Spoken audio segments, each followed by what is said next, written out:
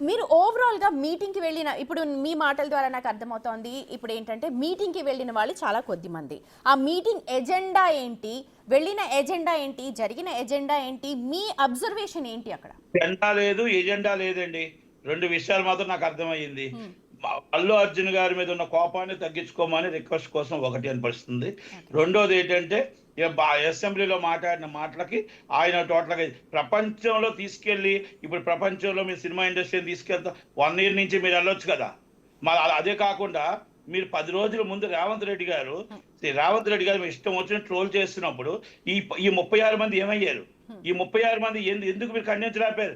FDC chairman ఎందుకు ఖండించలేకపోయాడు? హ్మ్. ఖండిస్తే ఎవరైనా ఏమైనా అంటారేనా? లేకపోతే డేట్స్ ఎవరైనా? హ్మ్. మీరు రేవంత్ రెడ్డి గారి మీద ప్రాణం ఉంటే, అభిమానం ఉంటే రేవంత్ రెడ్డి గారిని మీకు మంచి చేసిన వ్యక్తి, మీకు బెనిఫిట్స్ ఇచ్చిన వ్యక్తి, హ్మ్. మీకు 6 రేట్లు పెంచిన వ్యక్తి, మీకోసం కష్టం తెలుసుకున్న వ్యక్తి, ఇష్టం వచ్చిన ట్రోల్ చేస్తూ ఉంటే ఒక్కరు కూడా ఖండించలేకపోయారంటే మీకు అర్థం ఏంటి? హ్మ్. అక్కడ సినిమా అరెస్ట్ అయితే మీరు బెయిల్ కోసం వెళ్ళారు, ఇంటికి వెళ్ళారు, పరామర్శించడానికి వెళ్ళారు. కానీ రేవంత్ రెడ్డి గారు చెప్పిన తర్వాతనే అబ్బాయిని పరామర్శించడానికి వెళ్ళారు మీరు. కరెక్ట్. మీరు ఇంకొకటి నేను అందరికి వారధిగా ఉంటా, ఆ డబ్బు నేను మొత్తం కలెక్ట్ చేస్తా. మీరు కలెక్ట్ చేయాల్సిన అవసరం లేదు రాజుగారు. ఆల్రెడీ పాపం మంచి మనసుతో ఆయన ముందే చెప్పాడు. హ్మ్. నేను ఒక అమౌంట్ రెడీ చేసి ఆ పిల్లలకి ఏ లోటు లేకుండా చూసే బాధ్యత నాది హ్మ్. అని అల్లు అర్జున్ గారు ముందే చెప్పారు. నెంబర్ 1. హ్మ్. నెంబర్ 2, ఆ అబ్బాయికి అయిన మరుసటి రోజు అరగంటలోనే టీం వెళ్ళి ఎంత డబ్బైనా మేము భరిస్తాము. ఇది కిమ్స్‌కి ఇంటిమేషన్ ఇచ్చింది వాళ్ళు. హ్మ్. ఎవరు? వాళ్ళు మనం తప్పు జరిగింది అనుకోకుండా తప్పు హ్మ్. జరిగిందని చెప్పేసి వాళ్ళ మీద అబద్ధం వేయకూడదు. ఓకే. వాళ్ళ ప్రాణం కాపాడటానికి గాని, హ్మ్. వాళ్ళు నిలబెట్టడానికి గాని, ఆ కుటుంబాన్ని కాపాడటానికి గాని అందరూ ప్రయత్నం చేశారు. ఇప్పుడు అందరం వచ్చేసి మేము ఈళ్ళు పెట్టారు, ఆళ్ళు పెట్టారు అంటానికి లేదు. కానీ ఇక్కడ ఓకే. కమ్యూనికేషన్ గ్యాప్ జరిగిందనేది వాస్తవం. ఓకే. కమ్యూనికేషన్ గ్యాప్ జరిగింది. కానీ ప్రెస్ మీట్ మళ్ళీ అల్లు అర్జున్ పెట్టి నాకు ఈ విషయాలు తెలీదు అని చెప్పడం. అది అది అది అది అది బెండర్ మిస్టేక్ అని తప్పు జరిగింది. అదొక్క ప్రెస్ మీట్ పెట్టకుండా యాజ్ పర్ లా ఆయన ఆయన ఒకటే 2 విషయాలు చెప్పుండాల్సింది. హ్మ్. ఏమనంటే ఇది దురదృష్టకరం. తప్పు జరిగింది. ఆ తప్పుని ఆ ప్రాణం తెచ్చివ్వలేము. కానీ ఆ ప్రాణానికి వాళ్ళ కుటుంబానికి మేము ఆదుకుంటాం. ఒకటి. రెండోది ఎవరైతే రేవంత్ రెడ్డి గారి మీద ట్రోల్ చేస్తున్నారో వాళ్ళు నా అభిమానులు కాదు.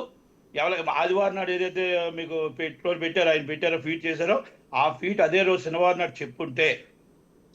చెప్పుంటే హ్మ్. ఆయన ఇది ఇది కాదు నా అభిమానులు కాదు వాళ్ళ మీద సీరియస్ గా యాక్షన్ తీసుకుంటాను గవర్నమెంట్ మీద కానీ అసభ్యకరంగా ఎవరైనా పెడితే అని ఒక సీరియస్ గా చెప్పుంటే అసలు చాలా ఉందాతనంగా ఉండేది అయిపోయేది. హ్మ్. ఇది రాంగ్ డైరెక్షన్ అండి. హ్మ్. డైరెక్షన్ కూడా రాంగ్ ఇచ్చారు. ఆయన వెళ్ళడానికి కానీ అక్కడ అవ్వటానికి కానీ అన్నిటికీ కూడా బన్నీ గారికి రాంగ్ డైరెక్షన్ తప్ప ఇక్కడ ఎక్కడా కూడా పాపం ఆయన కావాలని తప్పు జరిగిందని మాత్రం నేను ఒప్పుకోనండి. ఆయన కావాలని చేసే వ్యక్తి కాదు, కావాలని జరిగింది కాదు. ఇది ఆ మీరన్నది టీం చేసిన తప్పుకి హ్మ్. ఆయన ఇబ్బంది పడుతున్నాడు. మీరన్నది 100% కరెక్ట్. ఎందుకంటే అతను కూడా ఎమోషనల్ అయ్యాడు. కావాలని చేసింది కాదు. జరిగితే నేను వెళ్తాను నా పిల్లల్ని ఇవన్నీ అందరం చూసాం. ఎక్కడ రాంగ్ డైరెక్షన్ జరిగింది? ఎందుకంటే ఇంత రచ్చ జరగడానికి, ఇంత ఎపిసోడ్ జరగడానికి ఆ తర్వాత జరిగిన మొత్తం పరిణామం. టోటల్‌గా బౌన్సర్లు, స్టాఫ్, ఆయన పిఆర్ఓలు అవ్వచ్చు, సెక్యూరిటీ టీమ్ అవ్వచ్చు, ఆయన నమ్ముకున్న టీమ్ అవ్వచ్చు.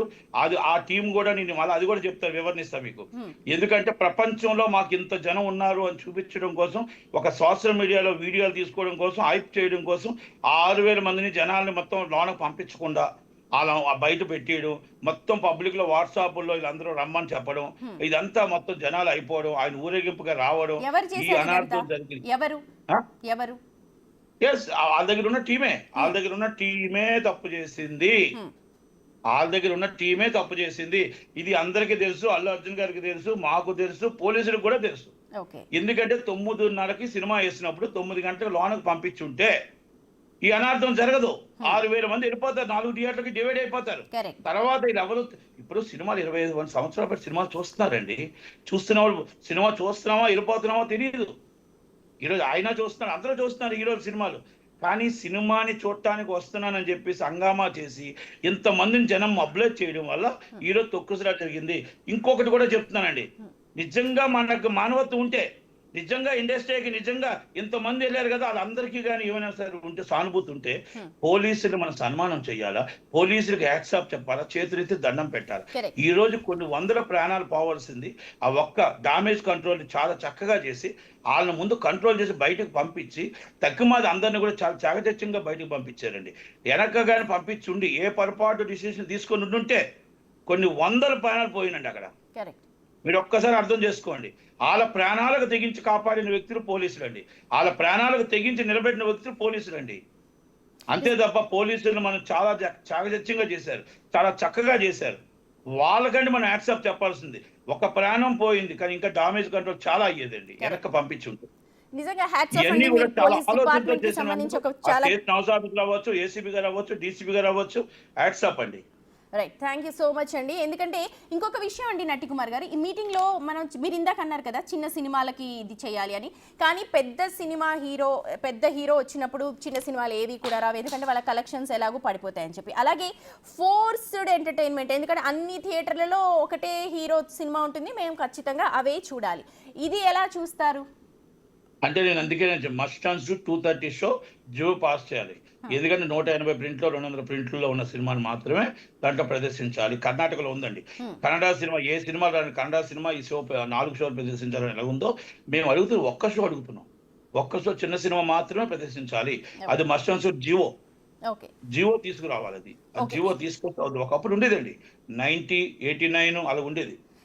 నట్టి కుమార్ గారు, ఈ మీటింగ్లో ఇంకొక చిన్న విషయం తెలుస్తోంది ఏంటంటే, చిన్న సినిమాల వాళ్లకు పెద్ద సినిమా వాళ్ళు హెల్ప్ చేయాలి అని చెప్పి ముఖ్యమంత్రి చెప్పినట్టుగా తెలుస్తోంది. దీనిపైన మీరేమంటారు? ఆయనకున్న ఆలోచన, ఆయనకున్న ముందు జాగ్రత్త మా సినిమా వాళ్ళకు ఉంటే, దిల్ రాజుకు ఉంటే ఈరోజు చిన్నవాళ్ళు కూడా అడిగి అసలు ఏంటి మీ కష్టాలను తీసుకెళ్లేవాడు. ఎందుకంటే డబ్బు ఉందని అహంకారం, మాకు పదవి వచ్చిందని అహంకారం, మేము పెద్దవాళ్ళతో సినిమాలు తీస్తున్నాం అహంకారం, ఈ రోజు మా పెద్దవాళ్ళు లేనిదే మేము లేవని అహంకారం. మేము అందరం చిన్నవాళ్ళని సినిమాలు ఆపేస్తామండి. మేము ఆపేస్తప్పుడు వాళ్ళని సినిమాలు చేయమనండి. కొన్నాళ్ళు సినిమాలు పెద్ద సినిమాలు రాకపోతే చిన్న సినిమా నిర్మాతలే కాపాడారండి. అంటే మేము అంత కలెక్షన్లు వస్తాయని మేము చెప్పం. పెద్ద సినిమా ఉండాలి. పెద్ద సినిమా చిన్న సినిమా ఉంటే 2 చేతులు తప్పట్లు కొడితేనే వస్తుంది. కనుక దానివల్ల మేమేమంటున్నాం అంటే అది నష్టం కాకుండా చిన్న సినిమా పెద్ద సినిమా బతకాలని మేము అంటాం. వాళ్ళు ఒక్కలే బతకాలని వాళ్ళు అనుకుంటున్నారు. కానీ దిల్ రాజు గారు కూడా చిన్న సినిమా నుంచే వచ్చాడు. అర్థం చేసుకోవాలా. ఎఫ్డిసి చైర్మన్ వచ్చింది. ఎఫ్డిసి చైర్మన్ అంటే వారధి లాంటి వారు, చిన్నవాళ్ళని పెద్దవాళ్ళని కలుపుకొని వెళ్ళాలా. అంతే తప్ప వన్ సైడ్ చేద్దాం అనేది ఇవాళ మీటింగ్ లో కూడా వన్ సైడ్ తీసుకుని వెళ్ళారు. ఇది తప్పు అంటాను నేను. ఇది తప్పు అంటాను నేను. ప్రోటోకాల్ ఎఫ్డిసి ఎండి గారు అర్థం చేసుకోవాల్సింది ఏంటంటే, ప్రోటోకాల్ నేను ప్రొడ్యూసర్ కౌన్సిల్ జాయింట్ సెక్రటరీ అంటే 350 మంది నేను ఓట్లేసి గెలిచిన వ్యక్తిని, ఇండిపెండెంట్ గా గెలిచిన వ్యక్తిని, ఎవరి సహాయంతో గెలలేదు నేను. ప్రజలు మా నిర్మాతలు నాకు ఓటు వేస్తే గెలిచాను నేను. కానీ ఈ రోజు మీరు పిల్లలేదు అంటే, ఈరోజు ఆఫీస్ బాధ్యులు చాలా మంది పిల్లలేదు అంటే, ఎవరిని రానివ్వలేదు అంటే, ఈరోజు చిరంజీవి గారికి నాకు తెలుసో లేదో చిరంజీవి గారు అందుకే రాలేదు. ఇండస్ట్రీ మీటింగ్ అయితే ఎప్పుడు వస్తాడు ఆయన? ఇండస్ట్రీ కష్టాలు ఉందంటే ఆయన వస్తానంటాడు. నేను ముందున్నానంటాడు ఆయన. నేను కాపాడడానికి ముందు వస్తానన్న వ్యక్తి చిరంజీవి గారు. ఈరోజు చిరంజీవి గారు, బాలేబాబు గారు, పెద్దలు చాలా మంది ఉన్నారు. వాళ్ళందరినీ సంప్రదించకుండా ఓన్లీ మీరు ఇప్పుడు ఏదో సంక్రాంతికి ఉంది కదా, ఏదో డామేజ్ జరిగింది కదా అని అనడం కరెక్ట్ కాదు. సంవత్సరం నుంచి ఏం చేస్తున్నారు అడుగుతున్నా నేను. ఆయన డామేజ్ కాదు, గవర్నమెంట్ కి డామేజ్ చేసినప్పుడు మీరు అందరూ ఎందుకు ఫీట్ చేయలేదని అడుగుతున్నా, ఎందుకు ప్రెస్ మీట్ పెట్టలేదని అడుగుతున్నా. ఇది మళ్ళీ రిపీట్ ఎందుకు చేస్తానంటే, వెళ్ళిన వాళ్ళందరూ ఒక్కసారి మీ మనస్సాక్షిగా ఆలోచించుకోండి. ఈ రోజు రేవంత్ రెడ్డి గారి దగ్గరికి వెళ్ళిన వాళ్ళందరూ ఆయన్ని ట్రోల్ చేస్తున్నప్పుడు ఆదివారం నాడు 2:26 నిమిషాలకు ఆయన మళ్ళా ఫీట్ చేస్తేనే కానీ ఈ ట్రోల్ సాగలేదు. మరి ఆయనకి పాపం మీరు అందరూ కూడా ఒక్కసారి మీరు చెప్పుంటే ఆయన చేసేవాడు కదా. మీకు చెప్పుంటే చేసేవాడు కదా. పాపం ఆయనకు అవగాహన లేదు, లేకపోతే ఐడియా లేదు, లేకపోతే టెన్షన్లో ఉన్నారు. మీరు ఎందుకు ఆయనకి డైరెక్షన్ ఇవ్వలేదు? నేను డైరెక్షన్ ఇవ్వలేదని అడుగుతున్నాను పెద్దలందరూ. అల్లు అరవింద్ గారు ఎన్నో సంవత్సరాలు ఎంతో మంది ఇలాంటి ఎన్నో వచ్చాయి, ఒడిదుడుకులు వస్తే కూడా ఒంటి చేత్తో కాపాడిన అల్లు అరవింద్ గారు మరి ఆయన చెయ్యి ఎందుకు దాటింది? ఎందుకు ఆయన చేయలేకపోయాడు? ఎందుకు ఆలోచించలేకపోయాడు? ఎందుకు ఆయనకు మీరు సలహా ఇవ్వలేకపోయారు? ఎందుకని అంటున్నారు మీరు? ఎందుకని అనుకుంటున్నారు? అంటే నాకు చెయ్యి దాటిపోయింది. ఇక్కడ టీము రాంగ్ రూట్ లో వెళ్ళిపోతూ ఉంది. ఆ రాంగ్ రూట్ లో వెళ్ళిపోతే ఒక తండ్రిగా ఆయన ఏం చెప్పాలి, ఏం చెప్తే ఎవరు వింటారో అర్థం లేని పరిస్థితులు ఉంది. కనుక నేనేమంటున్నా, ఎవరో ఒకరు ఆయనకి ఇంటిమేషన్ ఇచ్చారు. సాటర్డే నాడు చెయ్యింది, సండే నాడు ఆయన ఫీట్ చేశాడు అంటే ఆయనకి ఇంటిమేషన్ ఇచ్చారు. సార్ ఇది పెద్దదవుతుంది, దయచేసి మీరు గవర్నమెంట్ మీద ట్రోల్ చేస్తున్న వాళ్ళు ఆ దొంగలు అవ్వచ్చు, ఫేక్ అవ్వచ్చు, లేకపోతే మీ వాళ్ళు అవ్వచ్చు, దయచేసి మీరు ఇమీడియట్లీ చెయ్యండి అని ఎవరో రిక్వెస్ట్ చేస్తే ఇమీడియట్లీ అయ్యింది. అది అదే మీరు చెప్పుంటే అంటే నేనేమంటున్నా మనకు మంచి పెట్టారు, మంచి చేశాడు, గవర్నమెంట్ మంచి చేసింది, చెడు చేయలేదు. పుష్పకు కూడా మంచిగా చేసింది. యా అనుకోని సంఘటనలో జరిగిన సిచ్యువేషన్ ని మనం ఇలాగా ట్రోల్ చేయడం కరెక్ట్ కాదు కదా అని మీరు ఎందుకు చెప్పలేకపోయారు? మీరు ఎఫ్డీసీ చైర్మన్ గా 2 సార్లు వారధిగా ఉన్నారు కదా, అంటే మీరు సీఎం గారిని తిడుతున్నప్పుడు కూడా మీరు మాట్లాడకుండా మౌనంగా ఉన్నారు అని నేను రేవంత్ రెడ్డి గారిని సూటుగా అడుగుతున్నా. అది నేను ఎందుకంటే ఇక్కడ రేవంత్ రెడ్డి గారిని అడుగుతున్నారా, దిల్ రాజు గారిని అడుగుతున్నారా? నేను దిల్ రాజు గారిని అడుగుతున్నా. యా ఎందుకంటే ఇది నాకు దిల్ రాజు బెస్ట్ ఫ్రెండ్, నాకేం విలువేం కాదు, లేకపోతే నాకేం బెస్ట్ ఫ్రెండ్ నాకు. కాకపోతే నేను అడుగుతున్న దిల్ రాజు గారిని ఏంటంటే, మనం వారధిగా ఉన్నప్పుడు ఇద్దరికి సమయం చేసి ఇదే పని మీరు 10 రోజుల ముందు చేస్తుంటే ఈ రోజు ఇంతగా వచ్చేది కాదు కదా అంటాను నేను. ఇంత రచ్చ జరిగేది కాదు, ఇంత సీన్ క్రియేట్ అయ్యేది కాదు. ఇవాళ ఇలా 10 రోజుల ముందే మీరు కలిసి ఉంటే, ఆ అబ్బాయిని కలిసి ఆ అబ్బాయితో మాట్లాడి ఉంటే, ఈ అల్లు అర్జున్ గారితో మీరు మాట్లాడి ఉంటే, అరవింద్ గారితో మాట్లాడి ఉంటే ఇది అయిపోయేది కదా. చిలికి గాలివాన్ అయ్యి అసెంబ్లీలో స్టేట్మెంట్ ఇచ్చిన దాకా ఉండి ఇప్పుడు వచ్చి నాకు సీఎం గారు చెప్పారు అనడం వల్ల దీంట్లో ఆంతర్యం ఏంటి అని అడుగుతున్నా. ఆంతర్యం ఏంటి, మీ అబ్జర్వేషన్ ఏంటి అని మేము అడుగుతున్నాం. ప్రజలకు వదిలేశాను అంతే. నటికుమార్ గారు, మీరు చాలా బోల్డ్ గా మాట్లాడతారు, మీరు బోల్డ్ గా మాట్లాడతారు, మీరు ఏమి ఉంచుకోరు కాబట్టి. అంటే ఇప్పుడు ఆయనకున్న ఇబ్బంది ఆయనకు ఉంటది, ఓ సినిమా రిలీజ్ ఉంది పాపం, ఆయన బాధ ఆయనకు ఉంటుంది, ఆయన కష్టం ఆయనకు ఉంటుంది, కాబట్టి నేను దానికి అదిగా ఎక్కువగా వెళ్ళట్లేదు. ఓకే సరే, ఇప్పుడు సినిమా ఇప్పుడు మీటింగ్ సంగతి మనం మాట్లాడితే ముఖ్యమంత్రి గారు చాలా సూచనలు చేశారు. ఇక్కడ ఏంటంటే దిల్ రాజు బయటకు వచ్చి ప్రభుత్వం పెద్దది, ప్రభుత్వం డెసిషనే ఫైనల్ అని చెప్పి అన్నారు. సో ప్రభుత్వం ఎలాంటి డెసిషన్ తీసుకుంటో అది ఇండస్ట్రీ కట్టుబడి ఉంటుంది, అది తెలుస్తుంది. అయితే ఇక్కడ మనకు చెప్తోంది ఏంటంటే రియల్ లైఫ్లో ఎలా అయితే ఉండాలో రియల్ లైఫ్లో కూడా హీరోలుగా ఉండండి, సందేశాత్మకంగా చెయ్యండి, అలా ఉండండి అని చెప్పడంలో ఏమైనా తప్పుందా? ఆయన సీఎం గారికి అన్ని తెలుసండి. ఆయన చాలా చాలా మంచి వ్యక్తి అండి. ఆయన కొన్ని విషయాలు మేము టీవీలో చెప్పకూడదు కానీ is helping nature, is the government helping nature, Pushpa team help చేశారండి. ఆ హెల్ప్ను మనం నిలబెట్టుకోలేకపోతున్నాం అనేది మాత్రం మేము చెప్పగలుగుతా. ఎందుకంటే మనం కొన్ని నేను ఆ మీడియా ద్వారా కొన్ని వెలుపరచలేమండి. ఇది వాళ్ళకి తెలుసు అండి, వెళ్ళిన వాళ్ళందరికీ తెలుసు.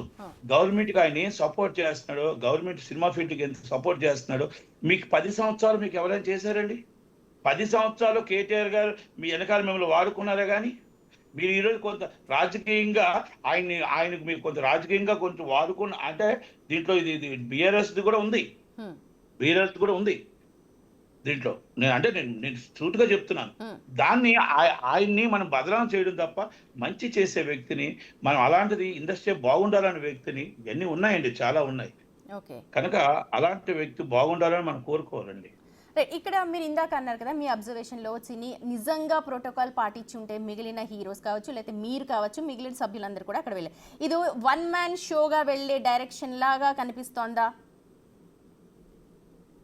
ఉండదండి, 1 మ్యాన్ షో డైరెక్షన్ ఏమి ఉండదండి. చిరంజీవి గారు ఎంటర్ అవుతారు. చిరంజీవి గారు దీంట్లో మొత్తం ఇండస్ట్రీ కోసం అయితే చిరంజీవి గారు ఎంటర్ అవుతారండి. చిరంజీవి గారు కంపల్సరీ ఎంటర్ అవుతారు. ఇండస్ట్రీ ఆయనకి చిన్నవాడు కావాలి, పెద్దవాడు కావాలి.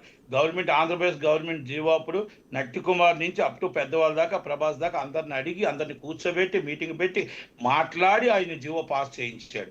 అంతే తప్ప చిరంజీవి గారు ఎప్పుడు కూడా నేను చాలా గొప్పవాడిని, నేను చాలా పెద్దవాడిని అని వన్ సైడ్ నేను ఆ ఉద్దేశంలో అనట్లేదండి. ఇవాళ జరిగిన మీటింగ్ లో అటు చిరంజీవి కానీ, లేకపోతే మీరు చెప్పిన బాలకృష్ణ కానీ, మీరు కానీ, లేకపోతే ఇతర బోర్డు మెంబర్స్ కావచ్చు, వాళ్ళు ఎవరు కూడా హాజరు కాలేదు. హాజరైన వాళ్ళందరూ కూడా డిఫరెంట్ సెక్టర్, మీరే చెప్పారు, మీరు అబ్జర్వేషన్ లో, మీ అబ్జర్వేషన్ లో అందరూ అవుతారు త్వరలోనే.